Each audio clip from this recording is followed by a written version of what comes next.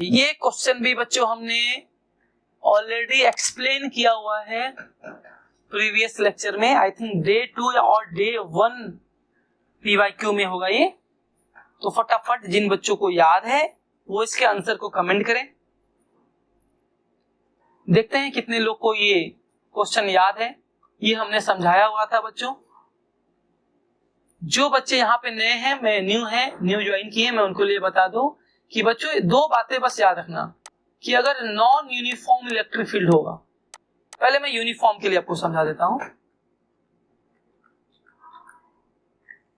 पहले मैं आपको यूनिफॉर्म के लिए समझा देता हूं। जो बच्चे जो बच्चे प्रीवियस DPP किए हुए हैं उनको तो याद ही होगा, बट जो नहीं किए, जो न्यूली ज्वाइन किए हैं, उनके लिए बच्चों मैं बता दूं कि यूनिफॉर्म इलेक्ट्रिक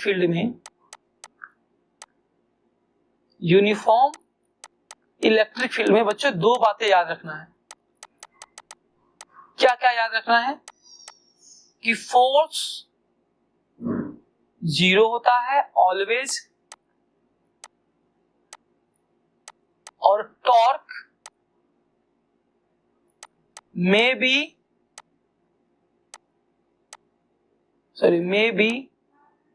और मे नॉट बी 0।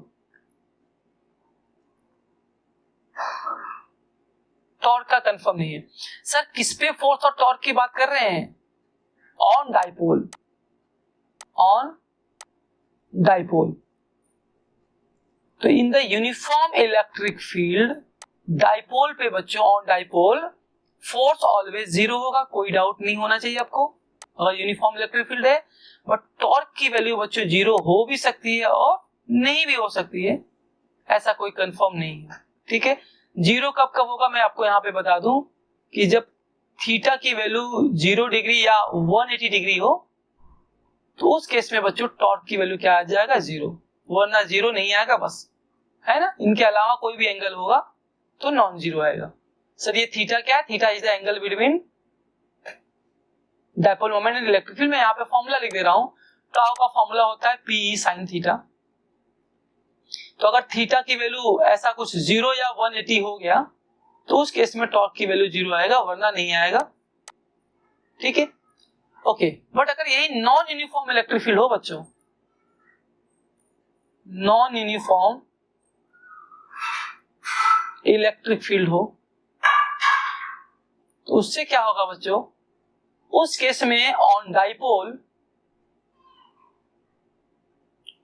जो फोर्स की वैल्यू होगी बच्चों वो ऑलवेज नॉन 0 होगा। इस बात को समझना, जो फोर्स की वैल्यू होगी वो ऑलवेज नॉन 0 होगा, वो कभी भी 0 नहीं हो सकता अगर नॉन यूनिफॉर्म इलेक्ट्रिक फील्ड है।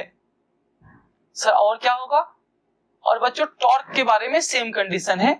Torque may be 0, may be और मे नॉट बी 0। टॉर्क का सेम कंडीशन है। बट बच्चों कब 0 होगा? वही सेम कंडीशन है बच्चों कि 0 तब होगा टॉर्क जब थीटा की वैल्यू 0 और 180 होगा। तो ये बात समझना बच्चों कि in the case of uniform electric field force is always 0, force is always 0, but in the case of non-uniform electric field force is always non-zero. In the case of non-uniform electric field बच्चों force is always non-zero। यहाँ पे ऐसा कुछ, ये बच्चों दोनों concept आप याद रखना, क्योंकि बोर्ड एग्जाम में या प्री बोर्ड एग्जाम में बहुत बार ये छोटे से कॉन्सेप्ट पे आपको क्वेश्चन पूछा हुआ है। ठीक है, तो अब आते हैं अपने क्वेश्चन पे। यहाँ पे देखिए क्वेश्चन पूछ रहा है an electric dipole place in a non uniform electric field. समझना बच्चों, non uniform electric field can experience. तो अभी हमें क्या देखना है कि नॉन यूनिफॉर्म इलेक्ट्रिक फील्ड में क्या होता है? फोर्स क्या होता है? Always non 0, means force always act होगा, फोर्स ऑलवेज एक्सपीरियंस होगा। तो यहाँ पे पढ़िए भाई, can experience a force but not a torque. गलत, क्योंकि ऑलवेज वर्ड यूज नहीं किया है। A torque but not a force, ये भी गलत, क्योंकि फोर्स तो अप्लाई होगा ही होगा। ऑलवेज ए फोर्स, देखो यही बात यहाँ पे लिखा हुआ है, always a force and A torque. बच्चों ये सही हो सकता है, it can experience always a force and A torque. जो कि जीरो भी हो सकता है, नॉन जीरो भी हो सकता है। नाइदर फोर्स नॉट और जीरो, ये आपका इनकरेक्ट हो गया। सो ऑप्शन नंबर सी बच्चों यहाँ पे करेक्ट है, क्योंकि मैंने समझाया कि नॉन यूनिफॉर्म इलेक्ट्रिक फील्ड में फोर्स आपका ऑलवेज जीरो होता है, फोर्स आपका ऑलवेज सॉरी नॉन जीरो होता है, मींस फोर्स ऑलवेज एक्ट होगा। तो ये आपको ऑप्शन नंबर सी यहाँ पे आपको बच्चों करेक्ट हो गया, ठीक है। बट बच्चे कुछ बच्चे ऑप्शन ए को ही सही कर सकते हैं कि सर फोर्स होगा बट टॉर्क नहीं होगा।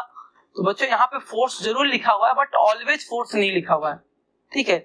यहाँ पे ऑलवेज वर्ड की वजह से हम ऑप्शन नंबर सी को करेक्ट करने जा रहे हैं। आई होप कि ये सारा क्वेश्चन आपको समझ में आ गया होगा।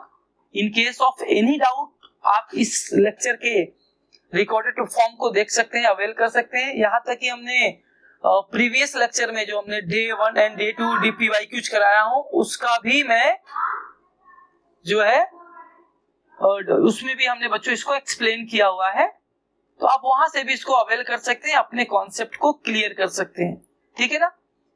बट इन सब क्वेश्चन को आपको किसी भी कीमत पे छोड़ना नहीं है बच्चों। अगर आप छोड़ दिए तो सेम टाइप के क्वेश्चन जब आपके बोर्ड में आएंगे तो आप श्योर हैं कि आपको सब कुछ आता हुआ भी आंसर आप गलत कर देंगे, क्योंकि देखिए क्वेश्चन में ही एग्जामिनर ने ऐसा किया हुआ है। अगर आपको कॉन्सेप्ट पता है कि फोर्स लगता है टॉर्क नहीं लगता, टॉर्क जीरो और नॉन जीरो होता है, तो उस हिसाब से तो आप पहला ऑप्शन सही कर देते, जो कि गलत है। आपको हमेशा याद रखना है कि नॉन यूनिफॉर्म इलेक्ट्रिक फील्ड में force is always non zero, means force हमेशा ही लगेगा। That's why option C is correct. Okay.